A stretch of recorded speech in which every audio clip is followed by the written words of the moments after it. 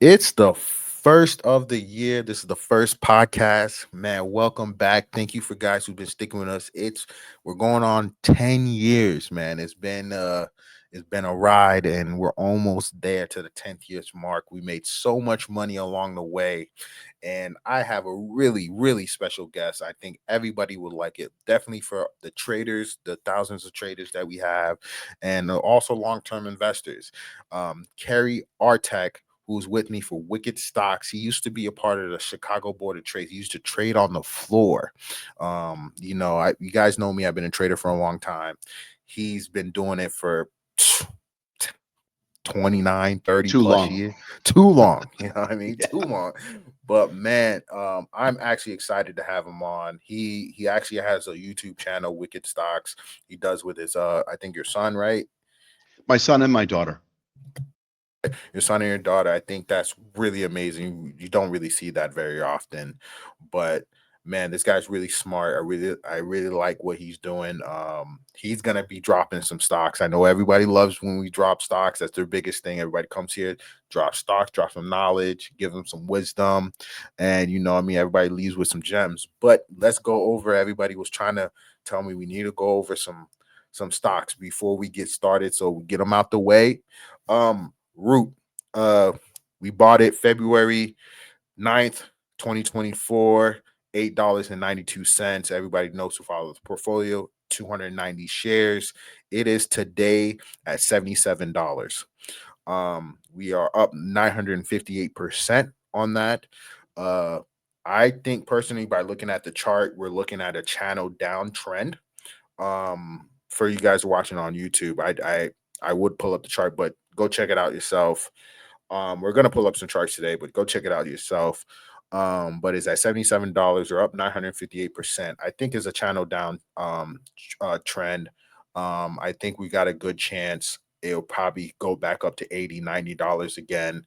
Um, I haven't sold any of my positions at all. Still clean 290 shares. I always regret that I didn't buy more at the $8, $9 mark at the beginning of 2024, but we're here now. Um, this is probably the one everybody wants me to have a conversation about.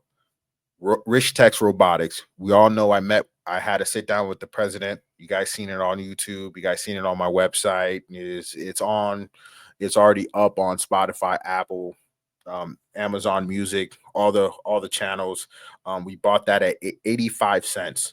We bought 2,258 shares. I sold half of my position at $4.59, which is over 490% profit.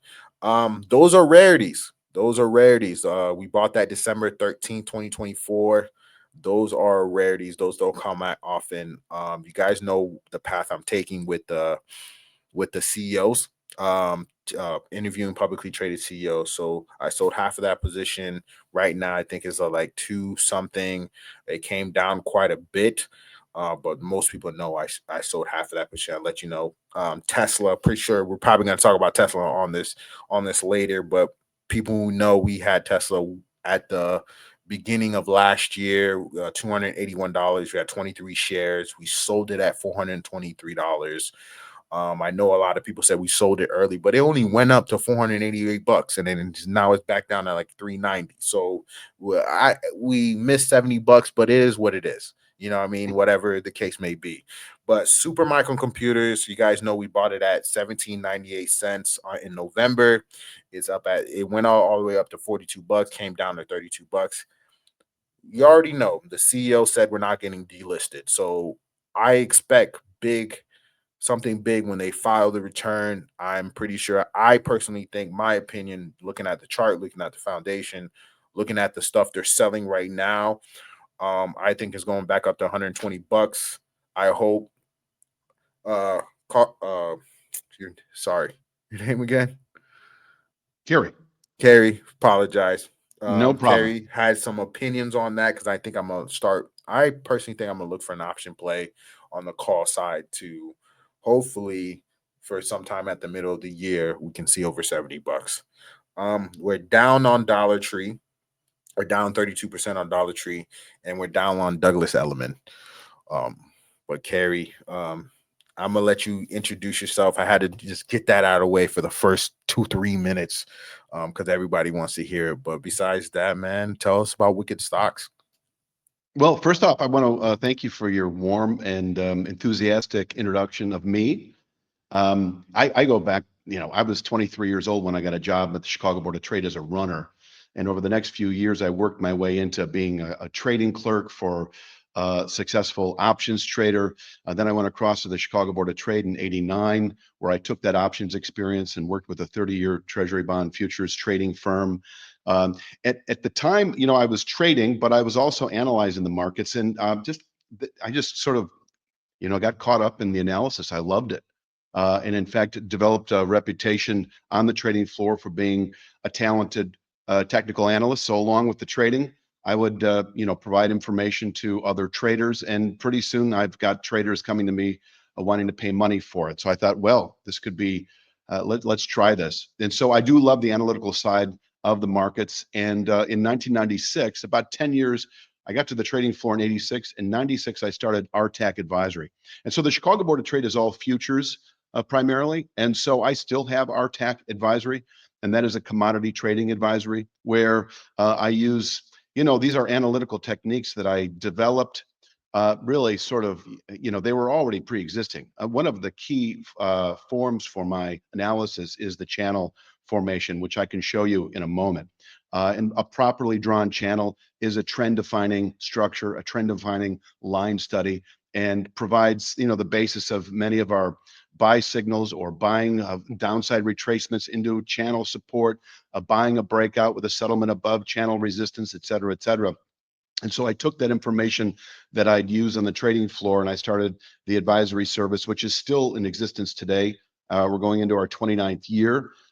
Primarily on the Artac advisory side, it's business to business. I'm selling this information to large scale commodity producers. I mean, sure, there are speculators, and in the beginning of the analysis, they were all floor traders, all speculators, but that doesn't exist anymore. And so, primarily, I'd say 90% of my subscribers on the commodity side are some of the larger commodity producers in the country, some of the larger ranching operations where they subscribe to my live cattle and feeder cattle, grain growing operations. They subscribe to corn, wheat, soybeans, crude oil. S&P 500 E-mini futures has been one of my basic letters for about 30 years. And it was during COVID, in 2020, 2021, my daughter was graduating university, and the entire world was shut down. And she made note of the fact that many of her colleagues, contemporaries, millennials, 20, 30 somethings were trading the stock market from home and attempting to day trade it. And she's like, Dad, we should build a website and start providing analysis for less experienced traders, 20 somethings at that time primarily, who need kind of an early lead on buy signals or just sort of a basis for a market analysis. And so I kind of quipped back to Maddie, and she was in the web development at the time. If you build a website, I'll start providing analysis. And so that was the basis of Wicked Stocks. Wickedstocks.com is the website. And her little brother graduated a year later with a double major. He's got a math degree. He was real interested in the technical analysis side of it. So it really is the three of us. And we're in our fourth year now. And, it's growing at a nice, steady pace. Because of my experience in speaking to more experienced traders, what I thought was going to be primarily a focus on new beginning traders, I'd say about 60-70% of our clientele are more in the mid to more experienced category. But we're doing, I think we go to great lengths to speak to the needs of the less experienced new trader who might be a little apprehensive, might lack confidence. And I think the channel structures are just beautiful ways to illustrate trend development, trend structures, and the violation of trends. And so you act either inside the channel or you act when the channel has been violated. I actually have some samples. If you want me to walk through, some charts, we could Oh, do that. Unless you definitely. have any questions. No, definitely. I also think it's like I said before, I think it's really awesome that you do this with your family, and it's definitely nice to have you on the podcast because I think it's going to give a better perspective on, different way of looking at charts, a different way of getting into trades and getting into investments for the long run. Or I don't know if you're in the shorting, but I would love to hear it all. Whatever you got. If you do have something you want to show us, I definitely want to see it. Yeah, I cover both sides. I say for those comfortable playing both sides of the market, in other words, those who like to short stocks or reach for out of the money puts, we do give those strategies. Channels are the basis of my analysis, but I also use speed lines and Fibonacci. I've got 3 or 4 instruments that I use continuously, but the basis of my trend identification are channels, and I can show some if you like. So share my screen. Should I do that, Yeah, you think? yeah. Share your All right. screen. Okay, there we are. So I'm going to go to my analytical software. And the first thing that I would like to show, can you see this, Kenny?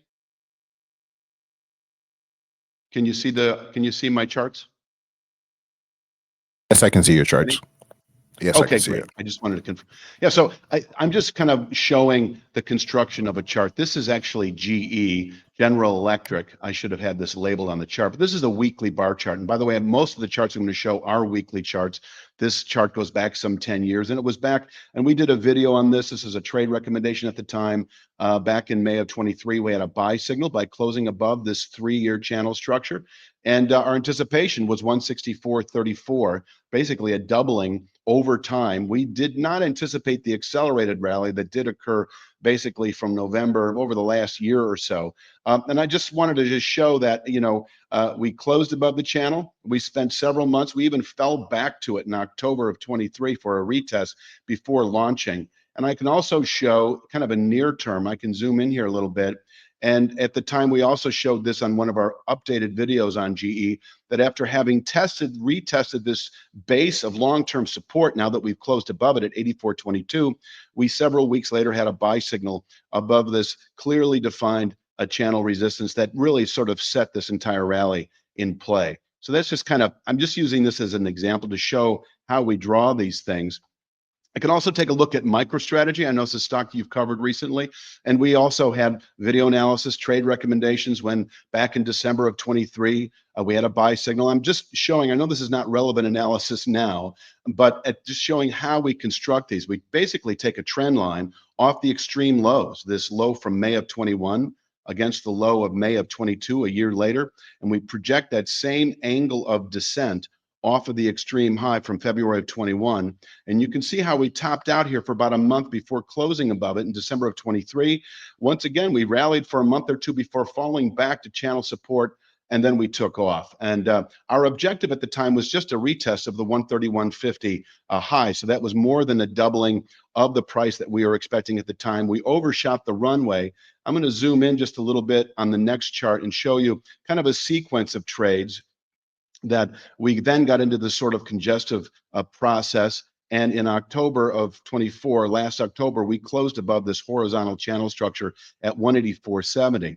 And our objective on that move was this rising channel top. This was a near term 3 to 5 week play. So it was just sort of a quick in and out. You buy it with the settlement above, 184.70, and you're taking profits at 266.35. And what occurred then in November was that we had this outside week and we closed just above this channel top, which in my opinion set off this hyperbolic rally. This is pretty significant, up to 543 even. Since then, we've retraced back to this meaningful channel top. So that's the beauty about channels. You can continue watching them through time. Even after you've violated them, they can hold. This is a great example here. Once again, going back to December of 23, once you close above it, you've got the buy signal, but then it presents another buy opportunity on a retest.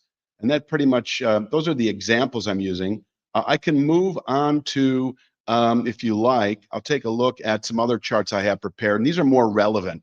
We do cover Apple on a regular basis, on a weekly basis at Wicked Stocks. And this is a 5-year channel structure that we'd been anticipating since the June buy signal. This was an AI announcement by Apple, and that set off. This is a 1-year channel structure we settled above back in June, and we were then anticipating a 3 to 5 month target.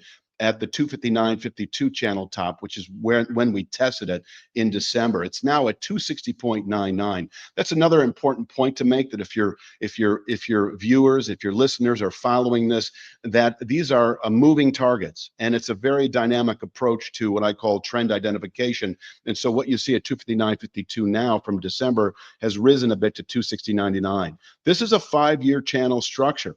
And once you test a long-term channel, or any channel, it could be on a 30-minute bar chart, it only goes back 3 weeks. But in this case, it is 5 years. And because we've tested a 5-year channel top, you must respect the market's potential for falling all the way back to channel support. Now, I'm not about to say that I'm expecting 176.09 over the next, year or so. The last time we covered a similar distance in terms of just the channel itself was off of this December 21 high against the January 23 low. A little bit over a year this took, but it was mostly a consolidated framework with a slight lower low, lower high, rotational dynamic. But the point I'm making is this could take a full year before potentially reaching 176.09. And once again, I'm using a channel structure on that same chart. I consider 218.87 a realistic 2 to 3 month target. I've been mentioning this to our subscribers now since we put that high out in December, that by some point, February, March, we should fall to this. Now, I also have other channel structures in the daily chart. If you watch our Apple analysis, I come in to each episode or each video, each weekly video with probably 12 or 15 charts. Some of them are near term in scope. You've got one right here. That next week is at 231.17. That's a kind of a downward pivot point to 218.87. But if I'm looking at just, and by the way, this low 230s, 231.17 may well absorb January lows. And from here, we can round back up into the low 260s within 3 to 5 weeks. So that is kind of your 3 to 5 week time frame. But if I'm breaking it down into the 2 to 3 month time horizon, which is kind of your big picture analysis, I do think 218.87 is a realistic 2 to 3 month target that we're about 3 weeks into now. And that 2 to 3 months does allow upward rotation back into the low 260s before potentially falling away again. If we were, by the way, to close below that 231.17 formation this week, then we could, within 1 to 2 weeks, test 218.87.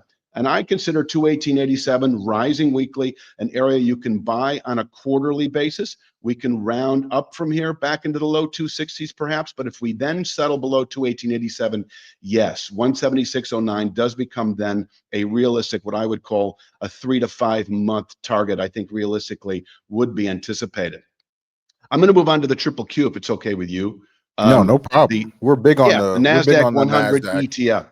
Yeah, So we we're big cover on the that one. NASDAQ 100 ETF, the triple Q, every single day at wickedstocks.com. We've got kind of a wide following of what I call day traders as well as investors. But the day trade segment loves the daily triple Q analysis. And I do cover the big picture always on the triple Q. And really what I'm showing here is, once again, this is a 5-year channel top.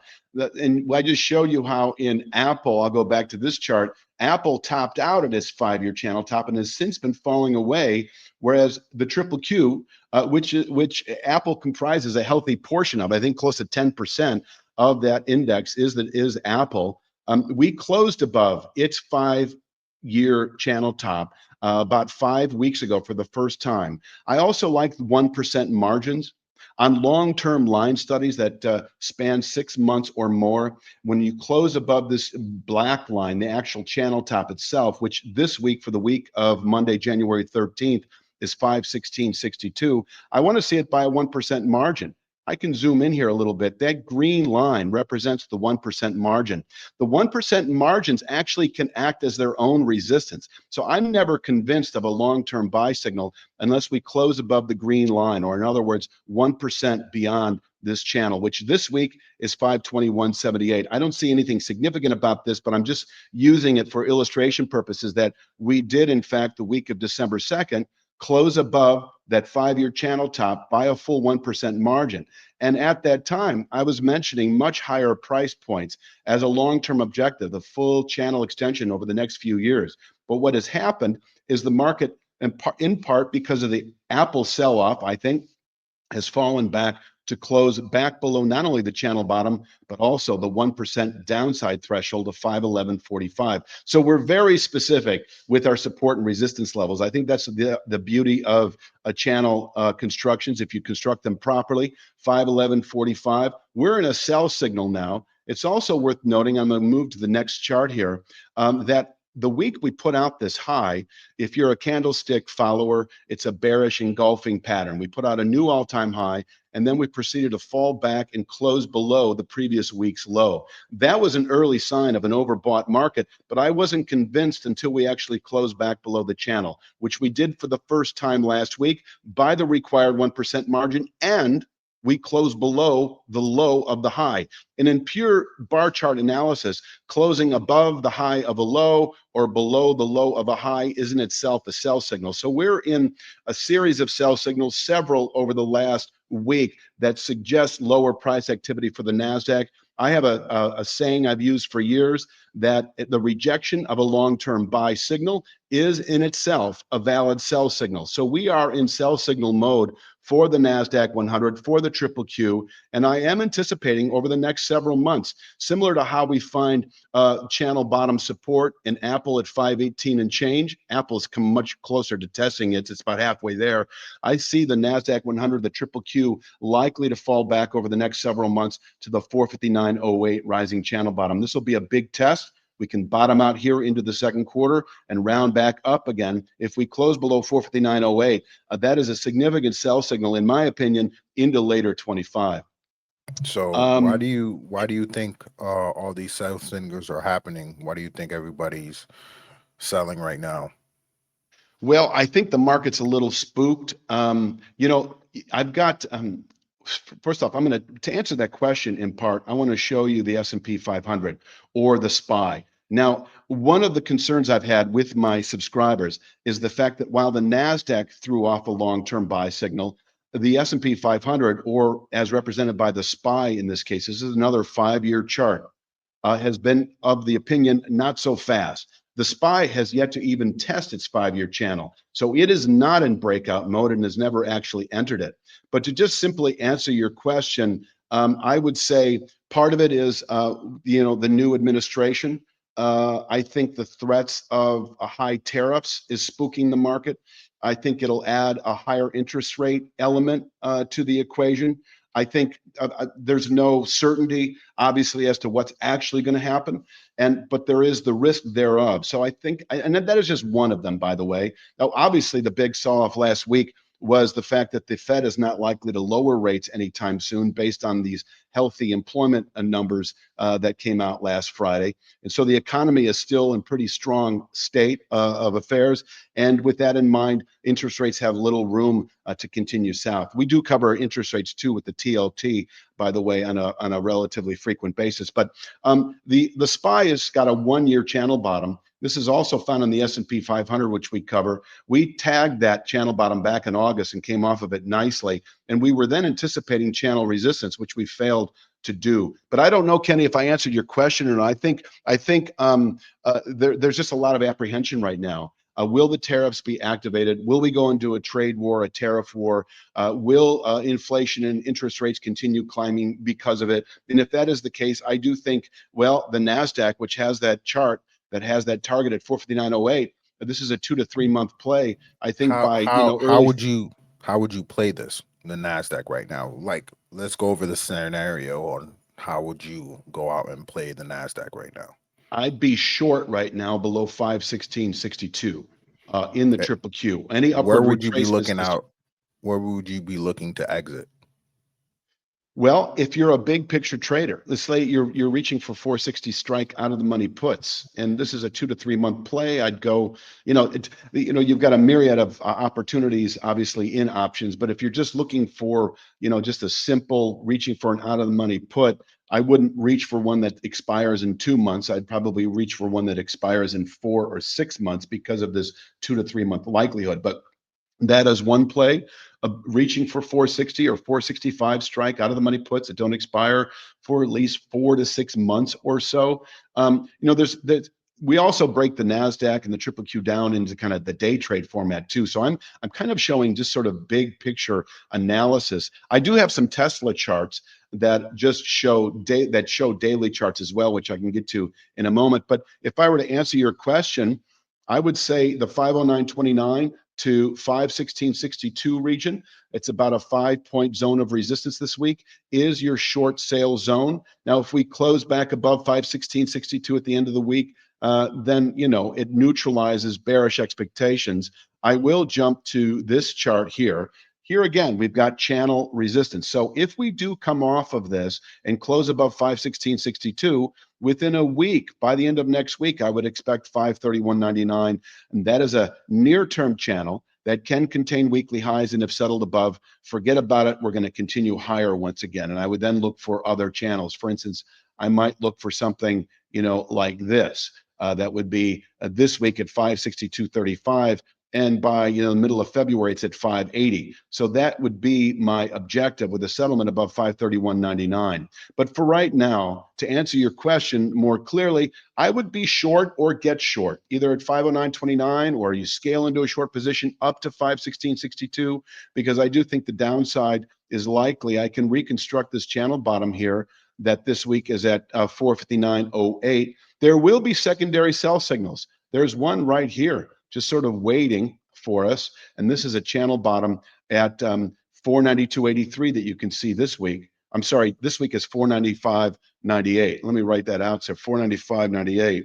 And this is an area. So, I kind of break things down into time frames. We cater to day traders, 3 to 5 day swing traders, 3 to 5 week swing traders, and 3 to 5 month near-term investors. And the beauty with technical analysis is you can cover them all, and they all exist kind of independently. I would say the 3 to 5 day dynamic remains bearish this week below 509.29, anticipating this channel bottom this week at 495.98, where a 3 to 5 day swing trader could actually not only cover a short position, but reverse and go long back into what I would call the 510s long-term resistance. Closing below 495.98 at the end of this week is, in my opinion, the final shoe to drop on anticipating this 460s, longer-term objective. So I don't know if I answered your question. No, Can no, you do it? you did. I just kind of the reason why I asked that question is because people got to understand like why this stuff is happening.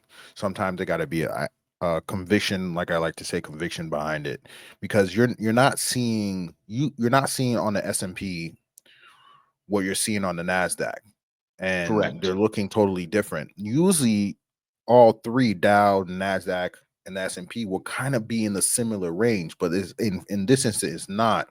So how you play You've the got the NASDAQ is AI. yeah, Yeah, you've got yeah, the AI phenomenon that has fueled the NASDAQ. I NASDAQ, mean, the correct. People got NASDAQ. to understand what I'm trying to get people to understand, the why this is happening.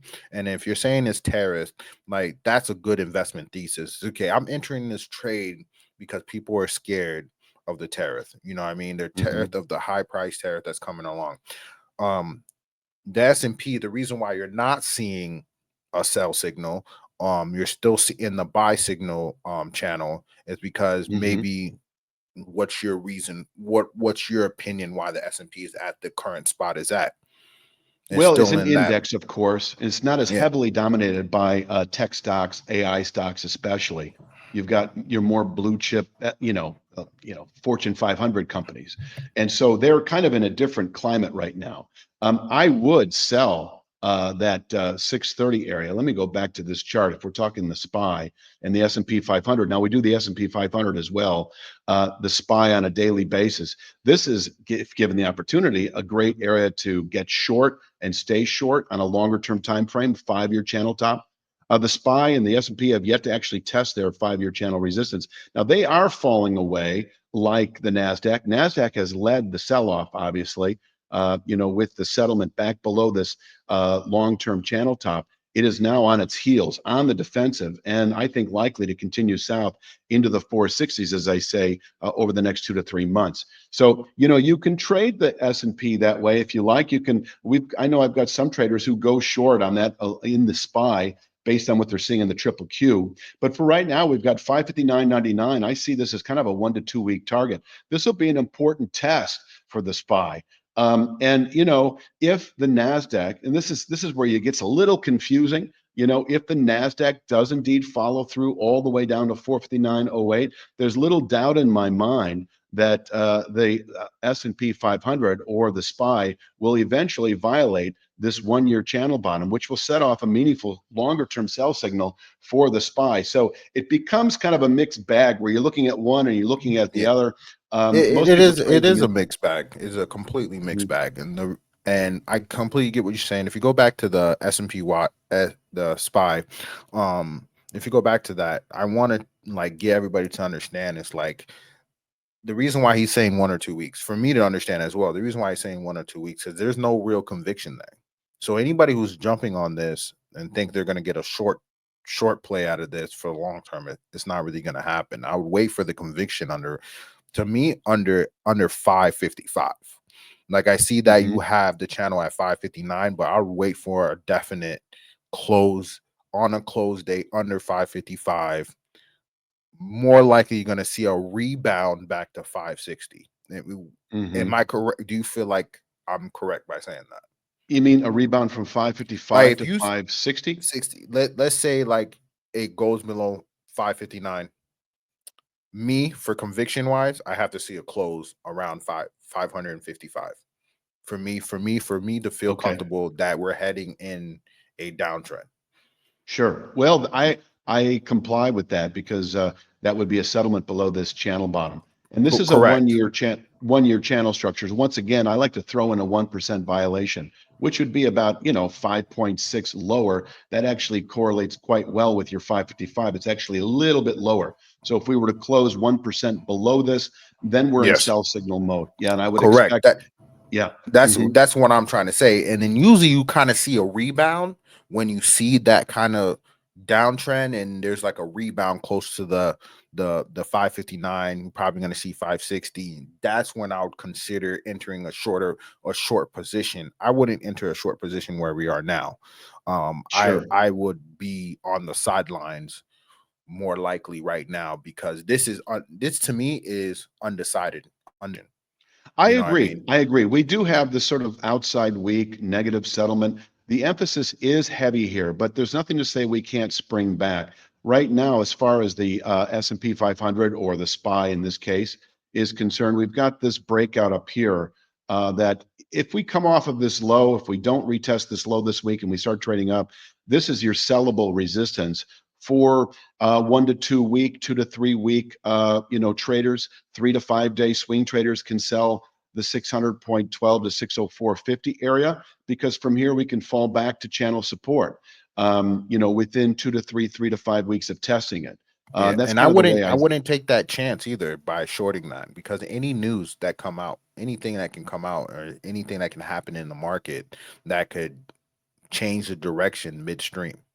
I Mhm. that I try to encourage people to wait for confirmation. Even if you don't get all the money on the table, you're better off getting 20, 30% or even 10% of the money than try to get in super early because you think it's gonna be below 559. If it Well, doesn't this is a happen, great yeah, Yeah, it's a great point you're making, actually. Like, some people are reluctant to buy weakness. It's like buying into a falling knife, at 559.99. Am I really going to bottom pick this?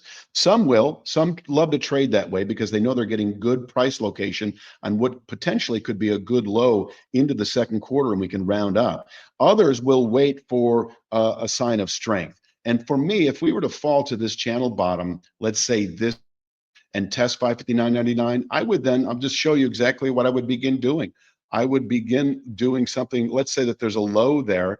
This would be my new sort of resistance, which is now on 596.68.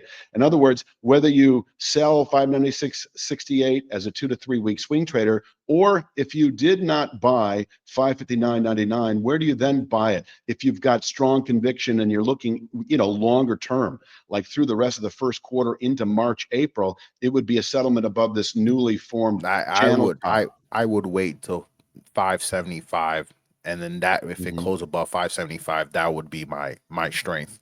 That would tell me, Sure. okay, this is my strength. You're probably going to see after it closed, maybe the next day or two, or even 3 days, you're probably going to see a retracement back to around the 565. Usually that's how, if it retrace sometimes it doesn't retrace back, but if it does, that's when I'll enter on the buy side.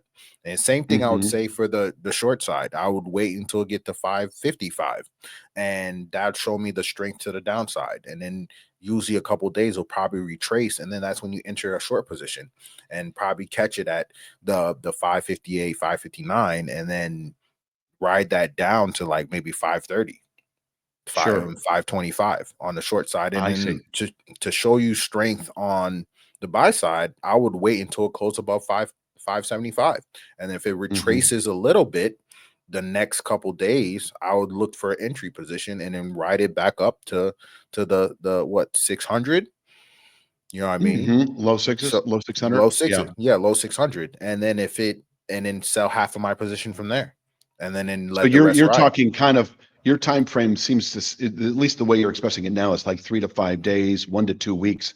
That's kind of what you're suggesting now, right? Yeah, try to, like, for entry positions, you know what I mean? Like, Sure. let the confirmation happen. There's a Hmm. lot of traders, definitely a lot of traders will not let confirmation happen. They'll Right. see, oh, it's breaking down, it's about to head towards the channel. Let me get in now to get extra profit. I I see. think Right. that's where Yes. people, the temptation is to get extra profit. No, just wait for confirmation. There's always money Yes. to be made, and I you're mean, the gonna make. crux to successful trading is in the trade execution, money management elements, the risk management. That's really where the successful trader departs from the not successful trader. You can have good analysis, but you don't really need great analysis. What you do need, though, is a disciplined approach to, yeah, I think, conservative risk management and not really giving back 2% of your total trading capital on any endeavor that happens to be a losing proposition, to preserve capital. One of the beauty with a solid risk management approach is it keeps your trading psychology balanced. Without the element of solid risk management, disciplined risk management, some system that you've developed for yourself that you've used time and time again. Now you've got the confidence. Now you're less susceptible to the extremes of fear and greed. You can leave your emotions at the door. You can just sort of trade the markets as you see them. And I think it really is risk management, trade execution strategy, kind of what you're describing now. If you can develop it and you've got a sort of a rhythmic approach and approach that you feel comfortable with, that is really the essence of successful trading, in my opinion.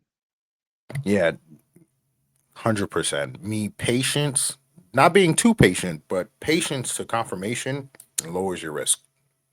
You want to Absolutely. be you want to be in a trade that your risk is so low that if you, the trade does go against you, it has to be an outside source. It has Hmm. to be just a bad day in the economy. Like, Yeah. that's A how surprise low. moment. Yeah. Yeah, like, like, I hate to say it, like, there's a bomb. You know what I mean? A bomb happened, and it just happened to happen. Like, for example, a stock. It just, let's say Pfizer happened to happen at a Pfizer factory, and then the stock starts to tank. It has to be something like that. You want to lower your risk as much as possible, get more confirmation trades, but also I would do it in a blue chick index stocks. That, you know what I Hmm. mean? You don't want to. I Sure. always want to make sure that's clear. Like, microchips and, small cap Russell. I tend to tell people to not to short those things, or not to buy option in those things, because those don't need a outside source. It could just be a massive whale, a big Oh, trader, sure. just waiting for the Yeah, build you're up to pull absolutely the rug. right. I've So learned that time and time again in the commodity markets. When you're in a yeah, thin market, watch out. And that's liquidity why is a big thing. it is. It very much is, which is what I love to cover the SPY and the triple Q. They are the largest trade entities in the universe. Their volume dwarfs just about everything else. And so your spreads are tight. You can get in and out quickly. Your stop losses are typically going to hit to the very tick. And that's a great thing to have. Whereas if you're trading a small cap stock that trades, I don't know, let's say 300,000 shares a day or 20,000 shares a day, look out. Eh, Anything, a little That's a sneeze rug can move that pull. market substantially. That's a rug pull. You know what I mean? I like really, really tight spreads. And that goes for options, shorting, buying, really, really tight spreads. You don't want spreads that I personally I don't like anything above 2, 3 points away. You know what I mean? Like I Hmm. try to like if like the spread got to be really close. Like for example, options are probably the best example. Like if it's 70 cents a contract, you know, what I mean that the bid 70 cents, the ask got to be like 71.72. Like Sure. that's where I like it to be, in I my see. opinion. You know what I mean? Hmm. To like something really, really close. Like I know I can get in and get out, not waiting for, you know, your shares to be sitting on the market when your price hits, or only get half of your contract sold. Right. Absolutely. No, I think that's a good approach. Um, Definitely. But you want to take a look at Tesla? Yes, I do. I know everybody's gonna be wondering about that. Let's take a look at Tesla because Tesla, in my opinion, this is my opinion about Tesla. I think Tesla is probably going to have the next 4 years is probably going to have probably the best 4 years of that company. It's It may really well. it's tied close to the presidency. I just think it's going to be, and that's just an investment thesis. You know what I mean? Sure. That's just an investment thesis. I think what you're seeing this down, this $100 down, like that's not a surprise. Anybody who's like, "Oh, I can't believe it's $100 down from the high," you guys shouldn't even be surprised by that. In 2 months, it Mhm. rose over 200 bucks. Like, Well, yeah. yeah, you shouldn't be You've got surprised this about sort that. of vertical move, and so when these Yeah, vertical moves happen like this and volatility explodes, you're gonna have these wild swings, and I'll go back to I'm kinda backtracking a little bit to now, by the way, on Tesla, we cover for free on YouTube, your listeners might like this, daily Tesla and daily NVIDIA analysis, and it's kind of a loss leader, we spend precious time and energy, and we love it, but it really is to deliver the same product for free in Tesla and NVIDIA that we provide every single day in wickedstocks.com in the SPY in the triple Q. And so many of our viewers of the Tesla and NVIDIA daily analysis on YouTube eventually become subscribers to Wicked Stocks. So that's our angle, so to speak.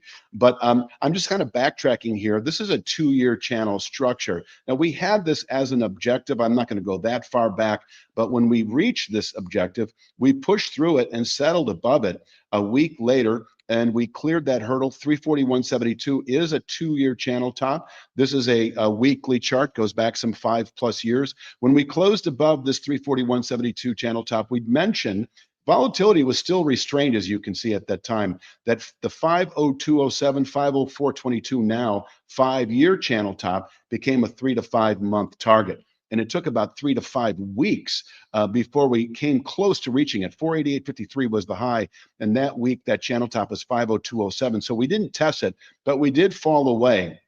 And when we fell away, and I'm going to show kind of the beauty of channel structures and how they can call the market. When we fell away, I'm going to jump to the daily chart right now and show that it was 2 weeks ago, actually tomorrow, that we opened and closed below a steeply rising channel bottom. This is after that 488.53 high. This was a sell signal for us. We'd been mentioning in Tesla, our Tesla analysis, that when we closed below the 429.41 channel bottom on that Monday 2 weeks ago, that we were then anticipating a retest of the 341.72 channel top, that long-term 2-year channel. That remains in effect.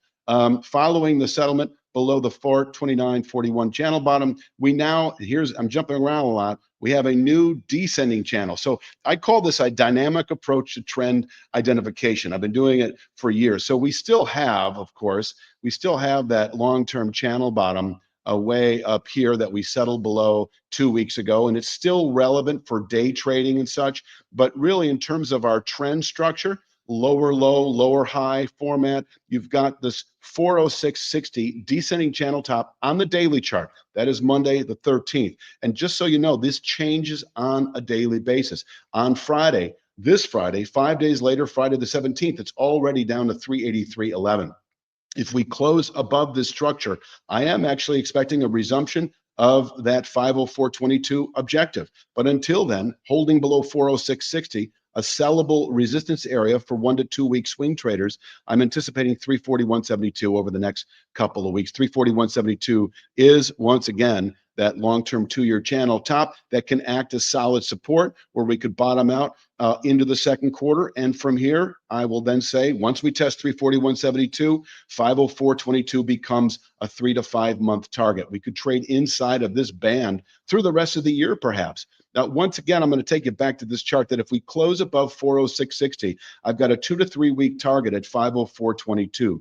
And that 504.22 is a 5-year channel top. This is the same 5-year channel top that Apple tested 3-4 weeks ago. This is the same 5-year channel top using the same sort of a framework that the NASDAQ closed above and then back below for the first time last week. And this is the same 5-year channel top that the S&P 500 has not even come close to testing. I will say, and I do like the A/B counts. I've used them for years, and this is the last thing I'll talk about Tesla. If we do take out this 504.22 channel top, I see what I call kind of the full swing, which is A minus B plus A. So you take that November 21 high, you subtract the January 23 low, you add it to the high of November 21, and you get the full swing. And that would be 727.17. That would be my next big picture objective if we were to close above the 504.22 channel top in the coming weeks. But we're a long way from that right now. So I just want to bring this up. So if Sure. we close above the 417, because I did a Yes. video. If we go under 423 about 2-3 weeks ago, I did a video where it's on YouTube. We go below 423. Don't be surprised if you see anything below 350 for Tesla. A lot of people was like, no, that's not happening, but it's Hmm. clearly happening. Well, But what if happened we here, if I could just cut into exactly what you're saying right now, that week that we closed below this rising channel bottom, this was on a Monday. And on Friday of that same week, we then also closed below the low of the high, which I talked to you about before, as especially for wild swinging market like this, closing below the low of the all-time high is in itself a sell signal. So we had a sell signal early in the week when we closed below the 429.41 channel bottom, now 469.52. And then later in the week, that was completely confirmed with the weekly settlement below 417.64. So yes, I think if we close back above 417.64, I am in full agreement in terms of bull trend resumption, because that would also involve a settlement, of course, above this descending channel top, which I'm using as my upward pivot point, dropping into the low 380s by the end of the week. I personally think that Tesla is definitely gonna break past 404. I think we need to go through the retracement of the $200 upswing that happened between November and now. Hmm. That needs to happen. Once that cools down and we get into an area of settlement, which I also think about. I said like under 350, we should be buying back in. I said that in Hmm. my video as well. We should under Sure. 350, we should be looking to buy back in. I Um, agree. This could be the buy opportunity, 341.72, yeah, and climbing every week through the rest of the year. Because but from I here, would we wait could for round up to, confirmation. I would wait for Mhm. confirmation of a You mean retracement back upside confirmation? upside. Like, If like I'm to me, I would once you see that 340 area under 350, I would be keeping my eye on it on a consistently. I like to tell people put alerts, get your alerts on your portfolio. Whatever, if you sure. use TradeView, you use whatever platform you use, Charles Schwab, E-Trade, whatever. I under 350, you should have alert at 350. You should have alert at 345, and you should definitely have alert at like 342. Yeah. Um, to definitely if you're playing There are some options. traders that I work with who would actually have a resting bid at 342 or 341.80, and then they would have their stop loss placed below that, whatever their risk management is. I mean, that is a valid approach as well. Obviously, it's a little risky because you're buying into a falling market, but I take your point. I think your approach is totally valid, and in fact, it is a very common one where you watch the market test long-term support. Now you need upside confirmation before jumping in on the long side. And that's why I'm saying like just have alerts. I'm not saying go and buy into it, but that's when you start keeping your eye on Tesla, because to me, I like to get people to understand supply and demand. That area is demand area. To me, Hmm. that's a demand area. That's where you'll Sure. start seeing uh buyers come in, they start testing out that area, and you might get early buyers, like early adapters. You're going to get early buyers into that market, and you're going to see if they can push it past 417. Hmm. Me, I would see if they can push it past 360, 365. wait for wait for a retracement, come back in, ride it up to 417. Then after that, I would look to hedge my position, see if it can get past 417, close above that, then start looking towards like maybe 430, 450, and then start selling some of my positions. And probably around that area is where you're going to probably get some resistance, because Hmm. once you get closer to 488, usually you start getting resistant from the market, because that was its old high, unless it Sure. blows right past it. If it blows right Right. past it, goes to 504, you're probably looking at 600 very easily, very quickly. Yeah. Well, my confirmation would be a settlement above 504.22. And then I think you can jump on the long side up to that 727 area that I mentioned earlier. Was it 727? I actually forget. It, so I think yeah, it was seven, like 727. yeah, 727. 727. That's my next technical Yeah, target if we yeah, close above 504 22. You yeah. want to I'm take talking. one look at Bitcoin at all? I don't mean to Yeah, change the one more. subject. We can one more before, because Bitcoin is our last one. But with Tesla, is just I'm looking to make money all the way up to the top, but also try to tell people to take profit. I always encourage people to take profit. Don't just, Yeah. what I mean, oh, I'm just gonna ride this up to 720 and hope, but don't do that. If Take opportunity, take profit, take opportunity, jump back in, take your money that you put in off the table as quickly as possible, and let the profits ride. I agree. That's a 100% on that one. I'll take a quick look at Bitcoin because I know we talked about that before the show. And once again, I've got like 6 charts here. I'm just going to walk you through a sequence of events for Bitcoin. We're going back to the November 21 high of 68,974, and this is the November December low area. And after this low area, I was watching this chart. We put this out on YouTube. We had an initial buy signal above this simple descending channel top. And then, which with the real kicker for me was this is the last actual channel you could construct off the all-time high at that time using the sequence of lows that occurred. And that was a 233 roughly when we closed above it. And that was in March of 23. So this for me told me that the low is in. At that time, we had put out a video anticipating this former channel bottom. This is a great example of how former structures continue to work. So when we close above 233, we're looking for 47,000, 23,300, I should say. We're looking for 47,000 roughly. And this was this channel top. It kind of held for a while. Then we closed above it. I'm just kind of, these are just channels, and more channels. At that time, we had a descending channel top that held for about a month and a half. And when we closed above the 64,370 level last October, I was expecting this long-term channel top that is now at 82,600, and we blew right through it. I mean, this was just an incredible rally. And so now, if I'm looking at this chart, as far as Bitcoin is concerned, I'm buying the 82,000, 83,000 area. I'm holding out for what I think is once again, this A minus B plus A. That is kind of what I was telling you about Tesla at 727. Bitcoin has 122,433 as I think a present long-term target. Now we're in this consolidative phase right now. And the question is, are we going to fall back to 82,600 anytime soon? And I would say yes, probably. I If we, go completely agree that we're coming back to 82,000, in my opinion. Mhm, I completely agree. I think we might even head a little bit lower, close to the 70s. mhm. But Yeah, just to let me give show you people this an chart here. idea, I'm in the accumulation phase of Bitcoin. I try to accumulate as much as I can. I'm a long-term holder of Bitcoin. I have quite a bit of them for a while since 2013, um, but this is I honestly, me personally, believe Bitcoin's going to 1 million. Interesting. Well, I wouldn't be surprised over time. We've certainly, we've got more than a tenfold increase now over the last a couple of years, and so another tenfold is going to take you to 950,000. In terms of the near term, though, once again, you got the low of the high that was put out back in December. That's 92,130. If we close below that this week, then over the next 2 to 3 weeks, I would expect 82,600. And I agree with you. Even the 70s, you've got a newly formed rising channel bottom that's at 69,000 roughly now.